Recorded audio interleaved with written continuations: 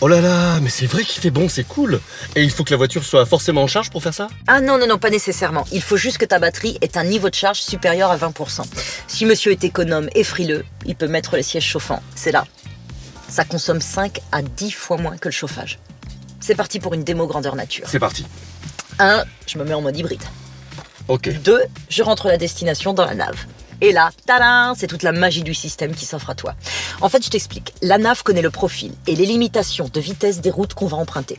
Donc, elle va en permanence déterminer lequel des deux moteurs, thermique ou électrique, ou les deux, elle va utiliser pour aboutir à la consommation la plus faible, en fonction du niveau de batterie de départ. Et tout ça sans rien faire. Sans rien faire. Mets ta ceinture. Oui. En gros, la voiture privilégie l'électrique en ville et le thermique sur la voie rapide. C'est pas con. Et c'est pas tout, regarde, t'as aussi la fonction e-save. C'est quoi ce truc? Une petite réserve d'électricité pour rouler dans les zones à zéro émission, par exemple. Et donc? Regarde, je décide que je veux conserver 10 km d'autonomie électrique, pour quand j'en ai besoin. Et bien, le système me garde cette énergie électrique sous le coude. Comme ça, je suis jamais à court de courant. C'est pratique en effet. Et c'est quoi là, le petit bouton B là, sur lequel tu viens d'appuyer? Alors ça, j'adore, Pierre. C'est toute la philosophie de la conduite en hybride. L'anticipation. Tu vois, ma conduite, elle est hyper fluide.